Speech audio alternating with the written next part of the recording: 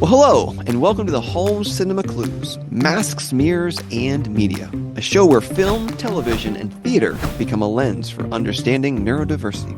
Here, we go beyond the screen to explore the characters who mask, mirror, and struggle to belong, often hiding in plain sight. Join our hosts Dan and Dr. Stephanie Holmes as we invite you to step into the role of cinema detective to examine how autism, ADHD, and other neurodivergent experiences are portrayed in the media. This isn't therapy. It's not diagnosis. Rather, it's thoughtful conversation mixed with cultural analysis for a deeper look inside the stories that shape how we see ourselves as well as one another. So, settle in, sharpen your lens, and get ready to follow the clues with your hosts, Dan and Dr. Stephanie Holmes. Are you ready? Let's begin. Every story has a subtext. And every character has a code. Where some see a script, we see a pattern. I'm cinema agent Dr. Stephanie Holmes. I'm the autism researcher, autism specialist, and neurodivergent ally. And I'm Dan, the inside man. So welcome to Holmes Cinema Clues. So we're investigating the neurodivergent evidence hiding in plain sight, masks, mirrors, and media, autism identity, and neurodivergent characters who are right there in front of you. And as we introduced in the show, we have four types of cases that we like to talk about. The coded character, the uncoded character, those who might be hiding in plain sight that we'll talk about if they meet criteria. Third, we may talk about the neurodivergent magnet, those types of characters that folks on the spectrum or ADHD tend to be drawn to in cinema. And four, the cinema translator, using cinema to explain different aspects of neurodivergence. And today we're really excited because we're going to introduce to you the Cinema Squad. So we're going to introduce our agents to you that you're going to see recurring cast on season 1. So first we are starting with Agent Kristen Walker. Welcome. Howdy. Nice to see you both. All right. First of all, I have to say, Kristen here is responsible for me being in podcasting at all. And so I think it's very important to give credit where credit is due. She, owner, operator, founder of Mental Health News Radio, right? All of that. And that is how she kind of tricked me into doing podcasting by interviewing me. I know, and I said, you need to do your own thing, girl. And here we go. This is the person who was the inspiration. So tell us a little bit about yourself, Agent Walker, why you want to be on the Cinema Squad and the types of things you want to talk about. Well, I realized as I started going through the unmasking process after you get your late diagnosis of autism, I did of autism and ADHD 2 years ago, I realized movies were a stim for me. Television was a stim for me. So getting into all the meaning, I also hyperphantasic, hyperlexia, all of those things. So anything to do with media that I could just get absorbed into was really important for me, helping me regulate. So discussing it, having a reason to get to talk about something that is one of your main coping mechanisms and special focuses. Why the heck would I not want to do this? And since I do so many hard-hitting interviews with people going through severe trauma and having mental health struggles on Mental Health News Radio and across our network, which is many shows, including yours, and this one will be on there too. It's really nice to get to do something that's just fun, intellectual and fun. Amen. I'm with you. More fun, less hard-hitting. So thank you. Thank you for being on the show. And that brings us to cinema profiler Dave. So, introduce yourself. What is the attraction to this pile of crazy? Well, I've known Stephanie for a long time, and she's my kind of pile of crazy, to say the least. I will never forget the initial phone call I got from her. It was a random phone call from this woman telling me that, hi, I'm a certified autism expert, and I'm calling you because I don't even remember why she called, but she called, and she was bubbly and funny, and I got to know her. I like her style, and I like how she understands globally what neurodivergence and autism means. As for myself, I'm the owner and executive director of Triad Psych. That's we're a referral office clinic based in outside of Atlanta in Marietta, Georgia. We have offices in Marietta, Atlanta, Carrollton, and Acworth, Georgia. And I'm also a police clinician. I have been a police clinician for almost 30 years now. So I have done profiling work. At the same time, I do a lot of work I use film to teach. I feel that film conveys very strong messages and gets concepts across better than a PowerPoint any day. And so that's one piece of it. So this is a natural for me. And the other natural for me is one thing I make clear in my training, when I train people on autism, is that the role of pop culture, that if clinicians think that pop culture doesn't have a role in how we practice, I'll tell you, you're kidding yourself. And fortunately, I've been a part of the neurodiversity scene before they called it that since the early 1990s. So I can bring a lot of perspective to it also. All right, we're glad you're here. We actually had a client that became a mutual client, and they were trying to check you out. And I went to your website, and I was like, "Oh, he's got the Star Trek thing on there. You used to." I was like, "He's good. He's good." Years ago. Years ago. Now I remember. Yeah, now I remember the phone call. Yep. It's been a beautiful friendship and collaboration. Yes, I have enjoyed that too, Dave.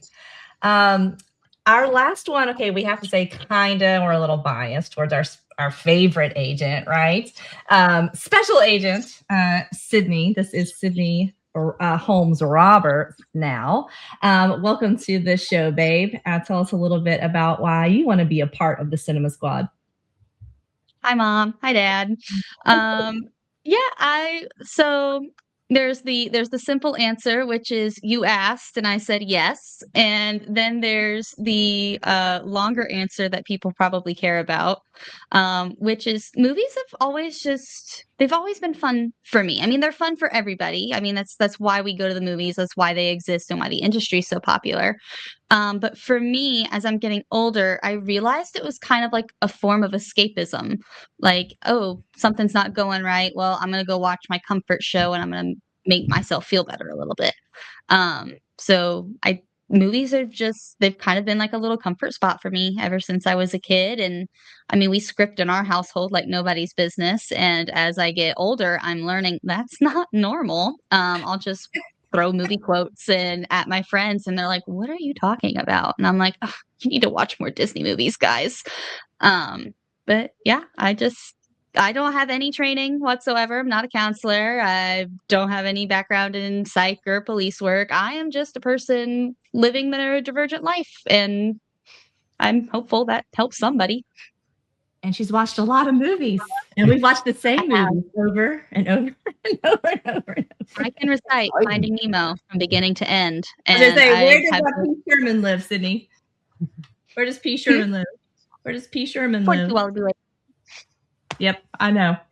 Okay, y'all. So we're all here. And so for our first discussion, I'm going to kind of toss it in the order that we kind of came on screen. Actually, I'll start with you, Cinema Agent Dan. What kind of movies or shows or medias are you looking forward to talking about? And we've filmed a couple. So what are you looking forward to about doing this show? So it's easier to say what I don't particularly care for. Okay. We watched a little bit of Big Bang, and I grew tired of that very fast.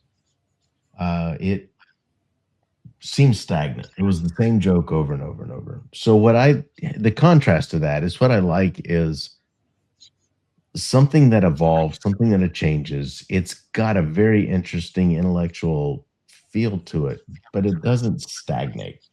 So you feel like that same trope. Yeah, was going the same over thing and over and over. These Sherlock Holmes series and there was probably like 3 or 4 incarnations of that. That was really interesting until it stalled and they played the same guy over and over again. It was like, oh, well, he got a laugh the last time, or it was interesting last time, or like, that's okay. That's great that time, but make the guy be different next time.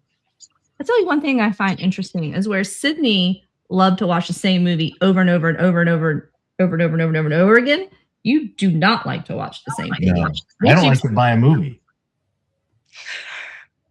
No, that's I don't understand. All right, Agent Walker, what are you looking forward to talking about in our discussions and having these discussions on cinema and movies? Well, I love the fact that I'm going to get to ramble on and drone on and on about all of the ways that I see neurodivergence in a movie, in the characters, in the storyline, even movies that are not representing neurodivergence, but in my mind, they are so richly representing neurodivergence. So any movie to do with space, for example. But that's going to be the fun thing for me, that I get to stim out and enjoy myself talking about all of these terrific films that, I mean, I am friends with so many people that are in the creative arts, especially actors and musicians. And I don't know of the hundreds or probably thousands of people at this point that I've met in that industry. I don't know one single person that I've met that is not neurodivergent. So even if the movie doesn't represent that, the actors portraying the characters are, and they are bringing their own neurodivergence into those characters, even though, the actor is not necessarily, or the person they're playing is not that. So I like seeing the kind of meta view of how this goes deeper and deeper and deeper into all of these films and why they're made, and also the characters that get expressed and who's playing them. All right, you and I are going to do one on Dune. Give us just a little taste of what you and I are going to deep dive into when we look into the Dune. I was unaware of Dune until my son-in-law was wearing a T-shirt, right? He's got a T-shirt, Sid, that he wears all the time. Taste in clothes, yes. Yes, so I was like, I had not heard of it. I'm sorry. I apologize. I knew it from the 80s. Okay. See, I did not.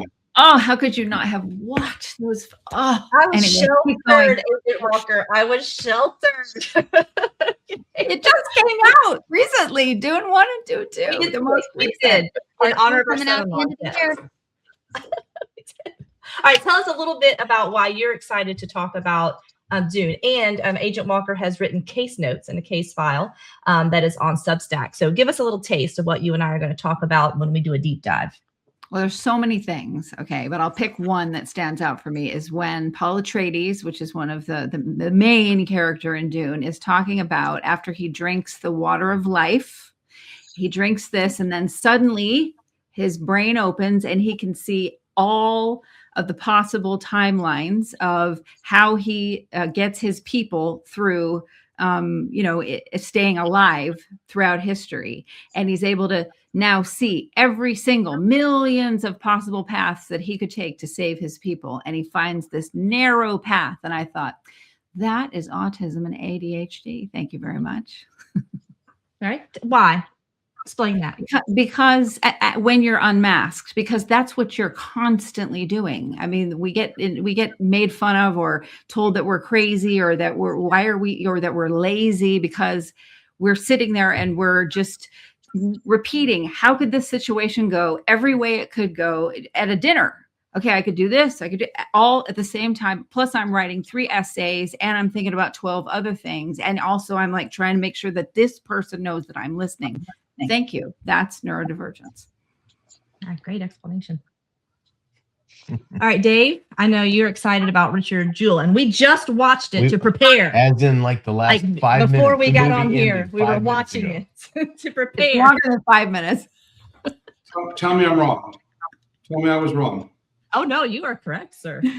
You are correct, sir. Give us a little bit because we're going to do a deep dive into it. But you said to me, Richard Jewell, we must do it is foundational. So tell us a little bit about what you want to go into and how you kind of go about making a profile.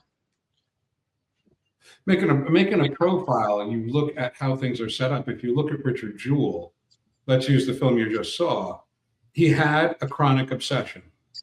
His chronic obsession was police work, police procedure, police work. Okay. Gullible, overly trusting with people he shouldn't be. Okay. Socially odd, a misfit. The scene where he's in front of the college president at Piedmont College, where they're trying to speak to him in subtle tones about his enforcement. Okay, and he just doesn't get it. But this is what you said, taking things very literally. He had it written down. No Mickey Mousing. No Mickey Mousing. No Mickey Mousing. That's what you said, President so-and-so. Part of it too, his pressured speech, his body language, which to me was clearly sensory motivated, but by police was interpreted as deceptive behavior as well. Because I go to police trainings. I was with the DEA for 20 years, still work with several police organizations. So, the darting of the eyes to the left, the very pressured, choppy speech, that's going to come across to a cop, especially in his era, as deceptive behavior. He was a victim of his time. Because in the 1990s, the mid 1990s, no one was talking about Asperger's or Alzheimer's. It was all about ADD. The book Driven to Distraction was published by 2 Boston psychoanalysts. People didn't know to look for it. If the Olympic Park bombing happened now, I promise you, not all, but some of the investigators would say, he's on the spectrum, guys. Back off, guys. He's on the spectrum. But you see the gullibility, you see the social skills deficits too, living with his mother as well, which was common for him. The employment issues, struggling to keep a job because of his oddities as well. So to me, it's blatantly obvious what happened with him. And again, he died an early death that if he were still alive today, I'm pretty sure we would revisit it and come out. He did have the condition as well. But see, the autistic desire to have these obsessions you have to know everything about. The word they called him was a zealot. He's a zealot. No, he wasn't a zealot. He was autistic, and he had his obsessions, and it was with police work, which actually happened to me too. That I've been working with cops since 1994. And then when I got an embedded role with the DEA in 2006, after doing work with Bell South Corporate Security, I had to know everything there was to know about narcotics enforcement, narcotics investigations, tactics you use in terms of busting up cartels. I knew so much about it, I was often brought in for things that weren't clinically related. I was brought in to do other types of work, including profiling of different people, especially keeping our informants under control as well. All right, we're going to do a deep dive, and Dave has also written case file on that you can find on Substack, details about the case file. So that leads us back to Sid. One other thing we see is people attributing malicious intent to him because of how he acted, because people didn't know what they were looking at. I mean, it wasn't really accepted then that you could have a high functioning level 1 autistic. Right. And sometimes the more, at least I'll speak to at least Sydney, the more you try to prove yourself or be accurate, the more guilty you look by just trying to be accurate and precise and give all the information and be helpful can make you look more guilty. Especially when there's not a better alternative. Right. Okay, Sid, I know the series you watched because I lived them. So what's the first person you want to talk about, and why was that person important to you? Yeah, so the first character I want to look at is Dr. Temperance Brennan from the hit TV series Bones. Bones has a special place in my heart for quite a few reasons. It was actually the very first adult show you and Dad let me watch with you guys. I tried to sneak in there for numbers, but I got kicked out of the living room and sent to bed. So Bones was the first one that you guys actually let me stay up and watch with you guys. And I immediately just was drawn to almost every single character. I mean, that show is absolutely filled with neurodivergent characters. Like, I think there's maybe 2 or 3 that I would comfortably say are neurotypical, and everybody else they have some sort of neurodivergency. But I really resonated with Temperance Brennan. As a kid, I knew of Sheldon, but we didn't really watch Big Bang Theory growing up. So I knew I was compared to Sheldon a lot. And he was like the big autistic male character at the time. And so seeing a female on the screen that I identified with just kind of really, really resonated with me.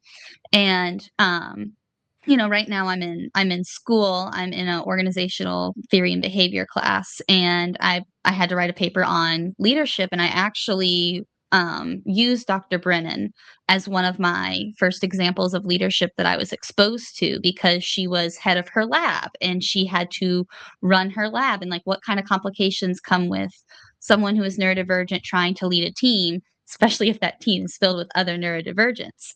And like how do the tisms play off of each other, if you will. And right now I recognize that in my own workplace, I'm not necessarily like the leader of my department, but I am a leader of in my team, and a leader in the organization. And I have to work with other people's tisms, and I have to manage my own tism, and I have to make sure communication does the communication thing, right? So right now it's very timely, and you can't not start with your favorite character that you were first exposed to. So I'm really excited. What was it like for you? Because you were on the screen, you are the only one that was identified as a child. All of our other agents had a later in life diagnosis. So what do you think a little bit of a difference is for you? Well, no, Dave, you had a diagnosis as a child. I forgot. Right, forgot that. I was first diagnosed with a learning disability. Okay. And at the time, the term was perceptually impaired. If you were to now, the current term would be a nonverbal LD, which is now is essentially autism-like. I mean, the learning, I can learn fine, except when it comes to numbers and abstract concepts, and social skills impairment too. And because it wouldn't be considered back in my day that I could even be autistic, when in fact I am. That's right. Well. Were you Asperger's, or was it still autism level 1, or what was your official? It didn't exist. I'm 57 years old. Oh, that's right. So, I mean, by the time Americans even started talking about Asperger's, I was already in the field. I'd already finished graduate school. I have a master's in special education, a master's in social work. And, I knew why these kids were doing what they were doing without having to give an assessment instrument. Said he's doing it because of X. Don't you know anything? I know it's always right. And I realized I think there's something going on here. And, no one could ever explain my social skills deficits. He's just very impulsive. David's just very impulsive. No, it was more than that. So Sid, you were the first kind of identified. So because of the DSM-4 that came out in the 1990s, Sid's born in the 90s, identified in 2005 at the age of 5 or 6. I guess a little bit of your perspective kind of growing up, kind of knowing you were neurodivergent or autistic. Yeah, and I think that plays a small part. I do recognize that I was fortunate enough to have parents who were already kind of like in the world a little bit and could explain my diagnosis and everything to me. And I know that's not everyone who's diagnosed as a child's story. So I do think that the movie lens a little bit, but for the most part, I did what all young kids do. I saw myself on the screen and I wanted to be like that person. I don't think that's necessarily a neurotypical or a neurodivergent thing. I mean, that's why kids look up to certain characters and why media role models are so important, is because you want to see yourself on the screen represented somehow. And it doesn't really matter, it could race, gender, neurodivergency or not, like you just want to see yourself on that screen. So maybe it had an impact on like maybe my perception or something, as we'll maybe find out later on. But I just think I was a kid who just liked the movies and thought Dr. Temperance Brennan was cool. Well, Sydney brings up a good point that it's considered very acceptable to have representation of different races on TV. I mean, Star Trek had the first interracial kiss between Captain Kirk and Lieutenant Uhura. A lot of stations in the South wouldn't carry that episode of Star Trek, which was Plato's stepchildren. How do I know that? I don't know. But, for example, the TV show The Jeffersons was a very big deal. And it did a lot for society, too, to see this upper middle class, successful Black couple living in Manhattan plus another couple across the street that was biracial and very successful too. I think what's upsetting to me is it took so long for neurodivergence to be seen. In 1988, we have Rain Man, and everyone's gaga over it. And then there was nothing for a very long time. And Rain Man was based on a true story. Rain Man was directly tied into a concept called the schizophrenogenic mother as well. And but we can get into obviously we'll do Rain Man in a different time on this podcast. Absolutely. But then nothing for a long time. And like Agent Walker brought up, that it was clearly evident, but people weren't willing to say it. There's a book called The Celluloid Closet, and it's a book about gay people portrayed in film, but you couldn't say they were gay. But it was a subtle message to people out there who were part of the community as well, letting them know that they were there and they were noticed. So I think to an extent, we had a bit of a celluloid closet with neurodiversity and autism too, which now is gone. We've broken through that on so many levels. I think Robert De Niro just took things to another level he had a mini series called 0 Day on Netflix, where he broke through that to another level. All right, you kind of segued us into our next time. So when we come back, the agents here, we are going to talk about the importance of representation, kind of the history of that over the years. So thank you for joining us for this episode. Come back, we're going to talk more about what Dave segued us into, the importance of representation. Like Sid said, everybody wants to see, it's not any specific neurotype thing. Everybody wants to see themselves represented on the screen in cinema, and everybody has heroes and people that they want to be like. So welcome back, come back, join us for our next discussion.